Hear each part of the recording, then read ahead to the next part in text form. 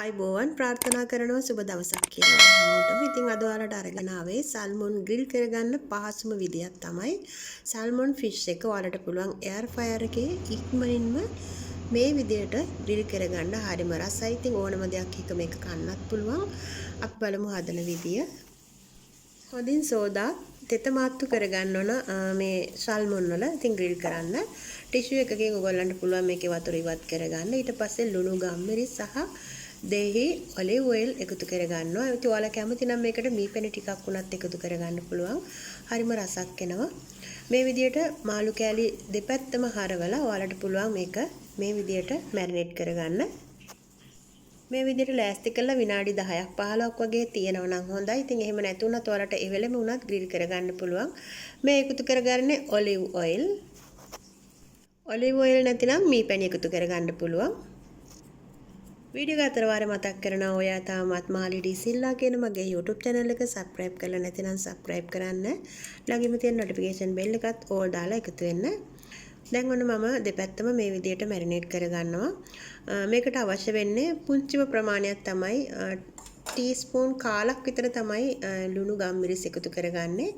ගොඩක් එකතු කරගන්න එපා. පුංචිම ප්‍රමාණයක් ඇඟිලි දෙකට අරගන්න ප්‍රමාණයටත් ඇති. එහෙම නැතිනම් ටීස්පූන් කාලක් විතර ලුණු වැඩි වුණොත් කන්න බැරුව යනවා. ඒක නිසා වල රසය අනුව ලුණු එකතු කරගන්න විශේෂයෙන්ම. ඒ වගේම දෙහි ඇඹුල් මේ සැහැඳි දෙකක් විතර අවශ්‍ය වෙනවා කෑලි දෙකකට. ඒ වගේම ඔලිව් ඔයිලුත් මේ සැහැඳි දෙකක් විතර අවශ්‍ය ප්‍රමාණයක්. ඒ වගේම මම මේකට අමු රොස්මෙරි ටිකක් මේ විදිහට එකතු කරගන්නවා. ඔයාලට තා පුළුවන් මේකට වියලි ඔරිගානෝ ටිකක් එකතු කරන්න. ඉතින් ඔරිගානෝ එකතු කරද්දී ඇඟිලි දෙකකින් අල්ලලා හොඳට පොඩි කරලා වගේ ඉහලා ගන්න. ඒක තමයි ක්‍රමය. ඊට පස්සේ මම මේක මේ විදිහට එයාර් ෆයර් එකේ මේ වගේ ප්ලේට් එකකට එකතු කරගෙන ඊට පස්සේ තමයි මේක ග්‍රිල් කරගන්නේ. උෂ්ණත්වයේ අංශක 180 විනාඩි 14ක් දෙපැත්ත හරවලා විනාඩි 7න් 7 මාරු කරලා දෙපැත්ත හරවන්න. ඊට පස්සේ තමයි අපිට නියම ග්‍රිල් කරපු ෆිෂ් කෑල්ලක් හම්බ වෙන්නේ. ඊට උඩිනුත් මම මේ විදියට අමු රොස්මෙරි ටිකක් එකතු කරගන්නවා. හරිම රසයි සුවඳයි. මේ විදියට ප්ලේට් එකක් එකතු කරාම මේකේ ග්‍රිල් කරලා එකතු වෙන සාරය ඔයගොල්ලන්ට පුළුවන් නැවත අපි පිළිගන්නනකොට මේකේ තියෙන ජූස් එක මාළු කෑල්ලට උඩින් එකතු කරගන්න. එතකොට ඩ්‍රයි වෙන්නේ නැහැ. හොඳ ලස්සන ගතියක් ඒ වගේම රසයක් පෙනුමක් තියෙනවා. ඒ විදියට කරගන්න.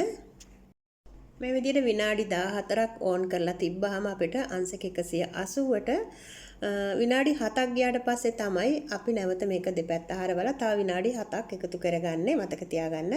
එක පැත්තම නෙමෙයි දෙපැත්තම විනාඩි 7 විනාඩි 14ක් මේක ග්‍රිල් කරගන්න ඕනේ. මේක බ්‍රෙඩ් එකක් එක්ක සුදු බත් එක්කලා කන්න පුළුවන්. කෙචප් සෝස් ටිකක් ඔයාලා කැමති සෝස් වර්ගයක් එකතු කරගෙන සුදු බත් එක්කලා කන්න පුළුවන්.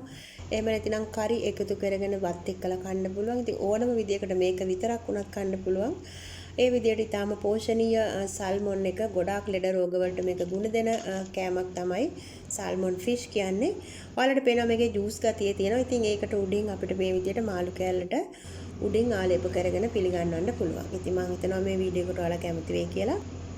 තවත් යාළුවෙකුට බලන්න ෂෙයා කරන්න. හැමදාමත් මගේ වීඩියෝ වලට ලයික් කරන, ෂෙයා කරන ආදරණීය ඔයාලට ගොඩක්ම ස්තුතියි.